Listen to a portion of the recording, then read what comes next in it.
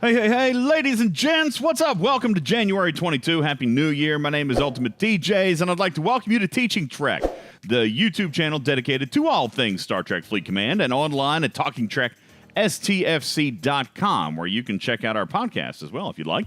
We'd invite you into Duality Part 4, the fourth and final chapter in the Klingon-Romulan War for our January arc. Now, you may remember last month, our hero, Raj, half Klingon, half Romulan hybrid, was murdered during the storyline. With this twist in the story, peace between the Romulans and the Klingons seemed all but lost. So what are we going to be doing for an entire month here, especially the finale month?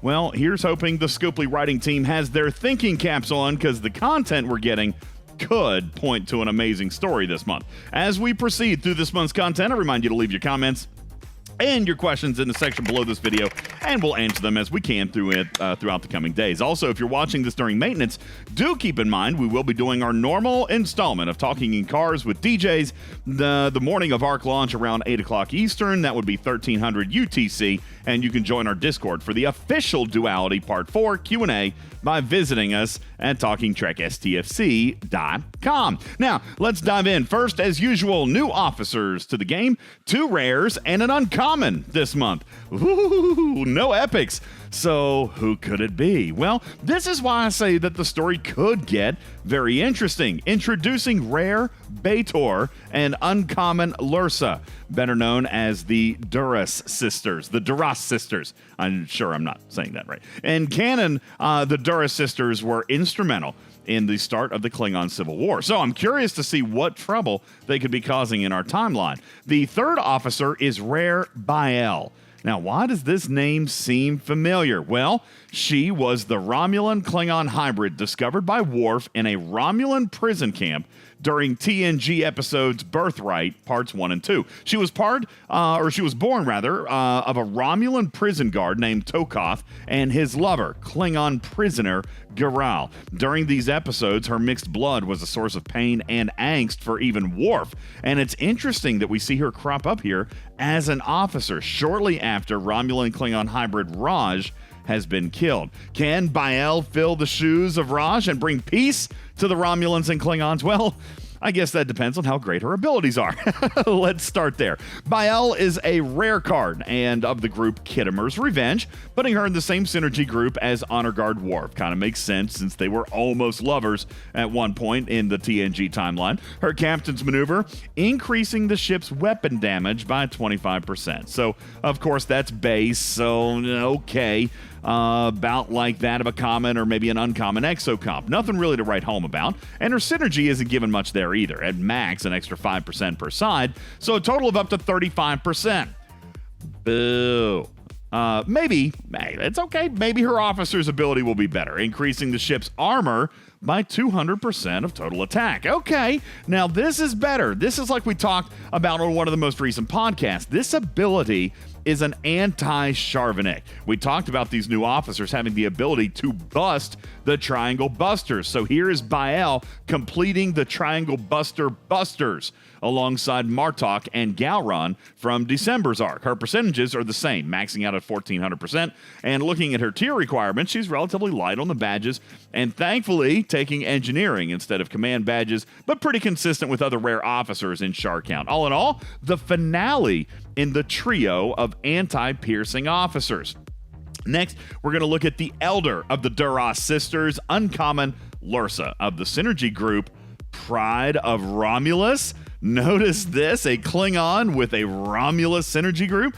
She is of the same synergy group as Sela, sensing a trend here of backstabbing, conniving, treacherous, double-crossing characters. Her captain's maneuver is to reduce the cloaking cooldown by 30% when on a ship that can cloak. Synergy can cap out at 10% per side, making this ability to reduce the cooldown by up to 50%. However, do keep in mind, this is video game math. This is Scopely math. This is not going to cut it in half. However, don't forget, you do have a researcher too that also reduces cloaking cooldown. So this 50% will not be a net effect, but given how few researchers there are, it should still be a noticeable decrease, just not half. Her officer ability is equally as disappointing. When attacking other players, Lursa decreases the opponent's weapons damage by 25%. This caps out at 70% at tier 5. Now, there's going to be speculation that she can do massive reductions, but remember, this is of base, and it's a PvP only officer. See, I saw some of your all's gears turning in your brain. Scopely was careful with this one. It's not going to work in PvE like Chen would have. So why is this meh, and why is Chen good? Because the percentages are similar, right? Because hostiles don't have research, folks. They're all base, all right? They're throwing base figures. Players have research, so reducing weapons damage by base is okay. It's something, but it's not huge, because it will take all of their other damage research and ramp up their damage, make it a big number. Then it's going to reduce it by 25% of the base value. And the fact that they are limited this to players proves that they definitely did not want to create another Chen. Even using Pike in the captain's chair with this officer would amplify her, but is definitely not an ideal PvP crew, and ineffective versus hostiles. Her shard count is cheap though, but her abilities are definitely not something I'd break out the piggy bank for. Lastly, we do have Rare Baitor. Synergy group, again, Pride of Romulus, the younger of the Duras sisters, and her captain's ability, again, involving cloaking. When on a ship that uses cloaking, she increases the duration of which the ship will stay cloaked by 20%. Synergy maxes at 10% per side, so a total potential of 40%. More cloaking. It's okay. I know some people love it. It's just, when are you going to use this officer as a captain? Like, really? When? Like, where? All right, let's check the officer ability. Maybe this will redeem her a little bit, okay? This one is going to spill the beans on our next part of this video. When on the Amalgam... Wait a second. What's the Amalgam? Hang on, I'll tell you. But when on the Amalgam, she increases the amount of resources obtained from hostiles defeated by the ship by 10%. She tiers up to 50% at tier 5. Folks, bookmark this spot in this video right now. This is going to be very, very, very important. This officer is going to be the best side card you can put on your brand new shiny Amalgam ship. But hold your horses. I'll tell you all about it in just a second. Shard count, consistent with the rare. She takes science badges. All 3 of these new officers will be fully unlockable to any player with max participation and at least the $20 Elite Battle Pass unlock pack, so you can get the bottom row of your Battle Pass. That means with the Elite Battle Pass and the best participation that you can muster, you should be able to unlock all 3 of these officers this month. But just in case you fall short, there will also be packs in case you want to work on tiering any of these up, especially Baitor, like big time. All right, mark my words on this one. This one's going to matter, okay? Let's move on. Okay, let's talk about the new exocomps. Gee, wait, no, you want the new ship first? Hey, they're saying to do the new ship. All right, fine. If you insist, we'll do it. I didn't think anyone was going to care about this new ship, but okay then. Introducing the new Amalgam. Yes. Just like the silver fillings they used to put in people's bed teeth. The Amalgam. Here's a picture, and yes, a very, very interesting looking ship. And equally interesting in her abilities. This ship has a lot to do in a lot of areas. During downtime, I hinted that a feature was coming in January, and alas, it would not be free in month number 1, but if you had some Christmas gift cards or some extra money laying around, that this may be a feature worth investing in. I don't know what the total price tag is going to be on this ship, but if... and I do say if, Scopely, if it's a reasonable price for a ship, I would imagine a lot of people are going to want to get in on this. Why? Well, why don't we visit STFC.space to break it down? And to do that, we must go into the field and check in with our street reporter, UltimatDjz, who has all the skinny on the new silver filling ship. Well, yes, thank you, UltimatDjz. I am indeed broadcasting live from downtown Romulus Street, where what appears to be happening is full-scale war is gearing up. You can see all the troops and the ships. And actually, I think everyone might be over at the seafood buffet right there. Right there. It smells delicious. Rumor has it that Honor Guard Wharf will be directly acquirable by using the loop that involves this new ship, the Amalgam. Let me explain this loop to you first, then we'll talk more about the ship. See, new targets will be popping up all around the galaxy, both in Klingon and Romulan space. These supply depots will need to be destroyed, and upon doing so, you will receive loot called plundered cargo. You'll accumulate this plundered cargo and use it in the Amalgam refinery. This refinery is on a cooldown of 3 days. Actually, this entire loop is eerily reminiscent of the Stella loop of 2019. Does this sound like a news report? This refinery is on a cooldown of 3 days. The entire thing has a 72-hour cooldown. When you put plundered loot, or plundered cargo rather, into the Amalgam refinery, you'll receive Amalgam parts to upgrade this new ship, and you'll get some Amalgam tokens. You will also have a chance at receiving some of the new exocomps for this month as well, but more on those later. These tokens can then be directly exchanged in that same refinery tab for items like Honor Guard Wharf shards, or more exocomps, or shards for skins of the original G3 Epic TOS skins, plus the Jellyfish Constellation skin. Yes, ladies and gents, for the first time ever, a grindable non-solo leaderboard path towards the Jellyfish skin is here, and 3 projectiles: the Refractive Beam, Positron Phaser, and the Plasma Blast. All 3 of these projectiles, and actually all 4 skins, do actually have utility bonuses on top of their cosmetic looks. So even if you don't like the skins, this is a chance to directly grind out those extra utility buffs by simply unlocking these and getting them applied to your account. We already know it will help us acquire plundered cargo, and as mentioned earlier back in the studio, it seems Rare Baitor would be a great officer on the ship to help increase the cargo when on the Amalgam, giving you more plundered cargo for more refines. But what else can this ship do? Well, let's pop on in here to STFC.space and take a quick peek. Let's see.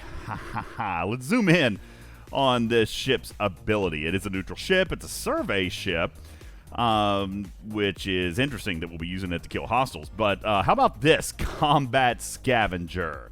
Ooh, after winning a battle... I'm looking over at my notes. After winning a battle, if the target has more resources than the Amalgam's available cargo space, the Amalgam fills the cargo space and then takes an additional 0.01% of the remaining resources. This ability only activates if the Amalgam's cargo is not full before attacking. Hang on. I'm starting to sweat. Starting to sweat a little bit. It doesn't say PvE only. This could mean it works for players, and it's a survey, which means I could use it for raiding. Holy smokes, everyone! This is a raiding ship, and that is not only able to take away stuff in its cargo bay, but now percentage-based rating, meaning the bigger your target, the more you get. Oh, dear Lord, rating just maybe became relevant again for everyone, especially those in the upper ops level ranges. I mean, if you get to crack a whale, right, and they're holding billions, you can take multiple millions per scoop. Here, let's do some math. Let me pull this up. Yeah, if the cargo, let's say that that your target's holding 100 billion. There's 100 billion of total resources. That means even at level 1, tier 1 unlock of this ship, you could not only take the couple of million you could hold in the cargo bay, but an additional, let's see, times 0.01%, you could take an additional 10 million instantly. Now you guys get the Jaws theme in my head, right? Now, game design wasn't actually able to get our questions answered before we recorded this, so there are 2 questions that I do have. Will this extra bonus loot stay in the ship or immediately credit to my inventory? We're going to have to find that out, because if it stays in the ship and then someone intercepts my Amalgam and it dies, will they still get, they'll probably still get to carry what they can, of course, but does this mean that tens or hundreds of millions of resources could be lost to the vastness of space? Maybe. We'll have to find out soon and let you know. The second question is, how will the 0.01% break down? Will it total all the resources and give you the 0.01 based on the normal breakdown ratio of rating? For example, mostly steel, a little bit of trite, a little bit of dill, or will it give you 0.01% straight up of all remaining steel, trite, and dill? If it's the latter, this is a way to, in some cases, maybe even skip the par steel wall. Oh my god! And immediately start getting large sums of trite and dill right off the bat. Again, testing is going to be needed, but this is super frightening. And at the same time, very exciting. All right, this is a cool ship. At max tier 9, it will cap out at 0.1%, right here, level 45, 0.1%. And using the same example as before, if you take the 100 billion, and there we go, and times it by 0.1%, all right, that's 100 million in a single scoop. If someone is holding trillions of resources, holy smokes. Watch out, whales. Be on the lookout, hoarders. Base raiders are going to be out in droves. And if you're a smaller player and you think you can't get in on a larger player's base, well, who's to say you can't call a buddy to help you crack this puppy? A single scoop could be wildly profitable for you. Whales that would take hundreds of trillions of tritanium to crack now could be recovered in a few hits instead of hours and hours of raiding. What about origin space raiding, huh? Warp raiding could now be a thing again, as instead of warping back and forth for hours on end, you could warp and take hundreds of millions in a single attack. Oh, boy. Sorry. Okay, there we go. And yeah, just, oh, boy. This could be crazy, crazy, crazy good. Summoning in may actually be worth it now for a trite or a dill-rich target, but maybe you could warp up, right? Maybe you could warp up to deep space and be safe there. Well, let's take a look. Warp range on this ship maxes out. Here we go. Warp range maxes out at, can you see that? 140, and that's at base, folks. Keeping in mind all the warp research and the officers, this puts only G5 space out of reach for this ship, of course, at max. Beware, players near and far, young and old, low level and high level, rating is back. A quick peek at the ship cost for upgrading. It's actually not immensely terrible. Let's take a look here at the total cost of ownership for this ship, and it does definitely get expensive at some of the upper levels. And this ship is going to take some time to upgrade because of these right here, these Amalgam parts, okay? Remember, that's what's coming out of the Amalgam refinery from the plundered cargo. So you're going to want to hit these hostiles, get the loot, and use the refinery on a very regular basis. Tritanium costs are high, but consistent with the upper levels of that of a G4 miner. Or a G4 survey ship. Repair costs are also a little bit heavy, but again, consistent with that of a G4 miner. But, DJ, what about younger level players? Let's take a look at, say, like, cost of Tier 3, okay? Right here. A look at Tier 3. Repair costs, less than 1 million trite, and that's, of course, at base with reductions, probably, very, very small. Upgrade costs, 314 mil, but again, that's base with reductions.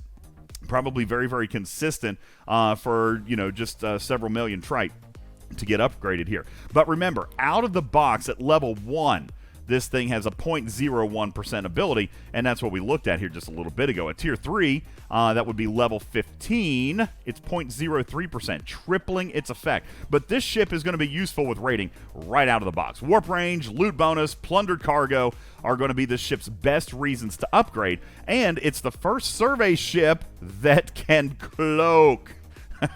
Let's take a look down here. Yes, it indeed can cloak. All right, here's your cooldown. Looks like about 2 minutes. Of course, at base, that's going to be reduced by your research. The duration also affected by research. And the cost, only 35 tetrions, which is not too awful shabby. Take a look here, right here at the table with all your cloaking information. And when you combine that with the cargo it has, it is still a survey, okay? And again, these are base values going to be affected by the research and stuff that you already have done. So you could be able to get, potentially, even at early levels, over 1 million, couple million cargo capacity on this thing. And as you begin to tier it up, getting into the couple of millions. Guys, it's a cloakable survey ship, meaning token space could even be in jeopardy. Way, way over cap meridians or even deep space miners. Oh, the possibilities with this ship are literally endless. And why I describe this ship as quite literally game-changing. Fear the Amalgam. Be excited for the Amalgam, and most of all, remember that only defense you have in this game is a shield. Shield discipline has fallen by the wayside over the last several months, and players who have fallen out of that routine are now at a huge risk. The steel wall just got a little bit thinner. I do want to take a look here at the firing pattern. This is not a super powerful ship, all right? So crew is going to matter if you're going to go cargo hunting. You can take a look here at the statistics here at Tier 3. Very low in attack, DPR very, very low. Definitely getting better as you tier it up, but even at max, this is a very, very weak ship as far as attack. So killing other players and meridians and things like that, probably not going to go super well, but definitely is potentially, with the right crew, probably something that you could get out and find some other uses for. All right, this is the Amalgam. This is what you should be scared of. This was the reason for the Jaws theme. Lots and lots of resources are going to change hands. My name is UltimatDjz in the field, broadcasting live from the streets of Romulus. You can see this is Romulus. Can't you tell? Back to you in the studio, DJs. Thank you, DJs, for that special report. Oh, God, that is absolutely terrifying and exciting all at the same time. Thank you to our street reporter, UltimatDjz, for that report on the new ship terrorizing resource hoarders everywhere, the new Amalgam. What else do we have for this arc? Well, as mentioned earlier, new exocomps. What could possibly be more interesting than the Amalgam? Well, these 7 new exos coming out will be in direct response to player requests. 6 of them have to do with faction reputation gained and lost, which is awesome. One new exocomp will be based on missions and maybe have something to do with the Amalgam, and to that end, we'll have to wait and see. They've kept this one somewhat close to the vest. New core missions will be out for players Ops 34+, with 5 side missions that will actually give you a tutorial on the Amalgam. Thank Ripper for this one, folks. The Scopely is starting to create some tutorial-style content, and this is extremely welcome for some players in the game who maybe don't engage much in our content or maybe you need a hands-on approach to learning. These will be available at Ops 31+, where the Amalgam can be built. And for all players Ops 25+, there will be an additional 5 side missions as well. A total of 20 new missions coming this arc to keep you busy, warping all over creation and hopefully reading some interesting stories. We mentioned cloaks earlier, and there are new ones coming into the game. For the extremely aggressive players up there in G5 land, the G5 rare ships, the Kolfsompak and the Sanctus. Did I say that right? Kolfsompak and the Sanctus will have cloaks introduced via packs in the store. Those are the G5 rares. And for those of you in the low 40s, G4 uncommon Romulan and Klingon ships will have cloaking shards available in your faction store for grind if you want to pursue those cloaks. Scopely is actually surprising me here with the rapid deployment of these cloaks in a grindable fashion, so I'm actually pleased with that. That's great news.